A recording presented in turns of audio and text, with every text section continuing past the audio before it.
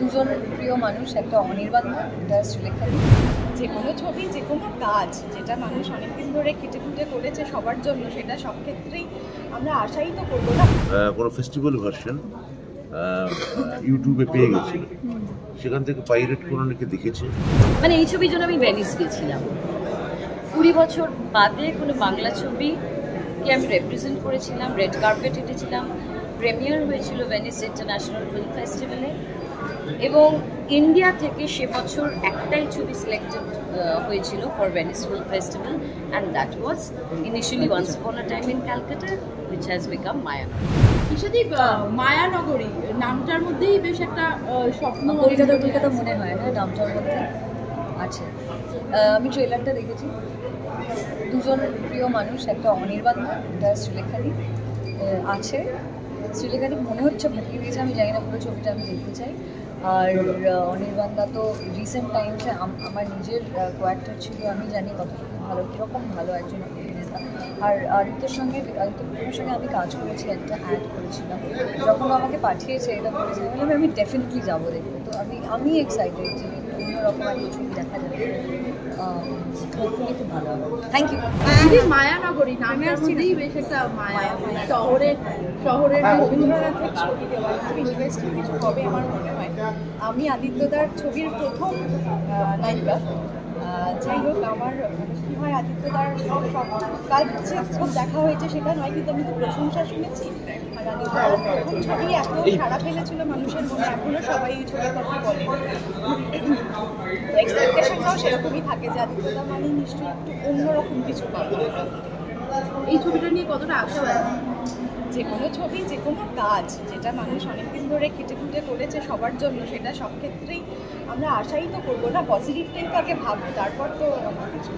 সেরকমই আশা করবো সবার খুব ভালো লাগবে, সবাই দেখবেন, আবার সেই প্রথম ছবির মতোই প্রশংসা পাবে। আমি আসলে অনেকদিন ধরে অপেক্ষা করছিলাম এই ছবিটা দেখার জন্য। এর আগে যখন কলকাতায় বিভিন্ন ফেস্টিভ্যালে দেখানো হয়েছে, আমার দেখা হয়নি, কিন্তু আমার অনেক পরিচিত সহ অভিনেতা অভিনেত্রী তারা দেখেছেন, তাদের ভীষণই ভালো লেগেছিলো, এবং আমিও ট্রেলারটা দেখার পর থেকে ভীষণভাবে আগ্রহী দেখার জন্য। ফার্স্ট হাফ কী করে সময় চলে গেল বুঝতে পারিনি, সত্যি কথা বলতে। এতটাই মনোগ্রাহী একটি ছবি, এবং সাউন্ড স্কেপ ভীষণ ভালো, অভিনয় ভীষণ ভালো। সেকেন্ড হাফটা দেখার জন্য তাড়াহুড়ো করে ঢুকছি, আশা করি খুব ভালো লাগবে। শ্রীলেখাদি অনেকগুলো বছরের লুকটা, আচ্ছা লুকটা আমার তো জানোই, আমি বলেও দিই, আমার কোনো স্টাইলিস্ট নেই, এগুলো আমি কিনেছি সব কিছু নতুন নতুন, কারণ এই ছবিটা আমার কাছে এতটাই ইম্পর্টেন্ট, যার জন্যে ওরকম কার্পণ্য করিনি, সব কিছু কিনে চিনে নিজে স্টাইলিং করে চলে এসেছি। কিরকম লাগছে আমার? খুব সুন্দর লাগছে, সত্যি করে সত্যি খুব সুন্দর লাগছে। দিদি কতক্ষণ সময় লেগেছে? নূর আলম বাবাই, ও এসেছিল আমার মেকআপ হেয়ার করতে, ও এসেছিল 3টে নাগাদ, সো অ্যারাউন্ড 3:30 সাড়ে 3টে থেকে 5টা, খুব বেশি সময়। আর শ্রীলেখাদি অনেকগুলো বছরের অপেক্ষার অবসান আছে। রে বাবা, এটা যেন আমার মনে হলো কি আমি নতুন করে যেন নিজেকে প্রমাণ দেওয়ার একটা পরীক্ষা পাশ করলে, ফেল তো করবো না, পাশ তো করবই, কিন্তু কতটা কীভাবে পাশ করলাম সেইটা ইম্পর্ট্যান্ট, এবং ছবিটাও ইম্পর্ট্যান্ট, এবং অনেকগুলো বছর মাঝে কেটে গেছে। ভীষণ মানে হাপিত্তেশ করে বসেছিলাম যে ছবিটা রিলিজ হবে কবে, এই বছরে এই সময় হচ্ছে, আচ্ছা না এই সময় হচ্ছে না, ওই সময় হচ্ছে। সো এইটা একটা অনগোয়িং প্রসেস চলছিল, খানিকটা হতাশ হচ্ছিলাম, এবং যখন ইন্ডাস্ট্রি আমাকে অলমোস্ট খরচার খাতায় ফেলে দিয়েছিল, সেখানে আমি এটা বলবো না যে this is my come back film বা ওরকম কিছু। একটা ভালো ছবি, বাংলা ছবি, অনেক ধরনের বাংলা ছবি এখন হচ্ছে, কিন্তু এই ছবিটা আমার মনে হয় আজকের এই রাজনৈতিক, আর্থসামাজিক সমস্ত কিছুর এই মিলিয়নটাকে নিয়ে একটা অন্যরকম গল্প বলবে, এবং এটা কিন্তু একা আমার ছবি নয়, এই ছবির মূল প্রোটাগনিস্ট কিন্তু কলকাতা শহর, এবং সেখানে কিছু মানুষ, সেই মানুষগুলো এই শহরে এই চেঞ্জিং কলকাতা, যেটা কলকাতা যে পরিবর্তন হঠাৎ করে ঘটল, সেই পরিবর্তনশীল কলকাতায় তারা কি কেউ থমকে গেছে, নাকি মেনে মানিয়ে নিয়ে এগিয়ে গেছে, নাকি মানাতে পারছে না, মানাতে চাইছে না? সো এই ছবি শুধু ভার্বোস কিছু কিছু ডায়ালগ করলাম, এই করলাম, সেটা নয়। এই ছবির প্রত্যেকটা ফ্রেম, প্রত্যেকটা শট গল্প করবে। সুতরাং মাথায় এরকম করলে একটা ইম্পর্টেন্ট কিছু মিস হয়ে যাবে। এই ছবিটা আমি জানি যে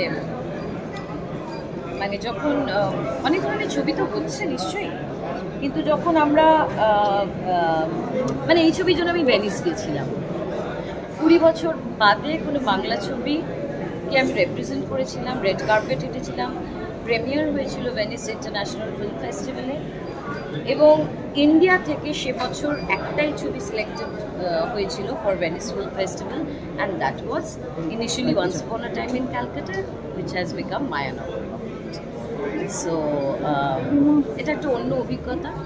বিশ্ব দরবারে যেই আদর, যেই অভ্যর্থনা, যে ওয়েলকাম, যেই অ্যাকোলেটস আমি পেয়েছি,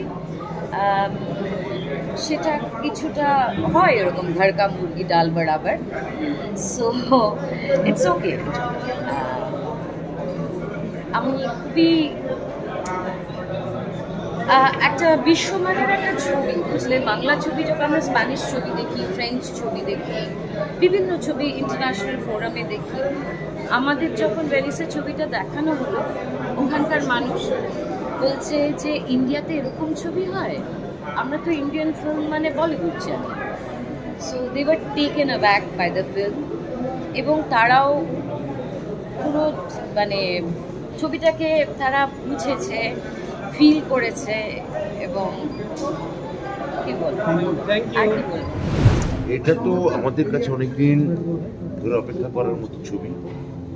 তখন ছবিটার নাম ছিল once upon A time in Kolkata, এখন নাম হচ্ছে মায়ানগর। এবার আমি চাই যে ছবিটা বেশ লোকের মধ্যে চলুক, কারণ আদিত্য বিক্রম সেনগুপ্ত, ওর ছবি নিয়ে লোকের আলাদা একটা উৎসাহ আছে। এই ছবিটা করেও আমার খুব ভালো লেগেছিল পাঠটা করে।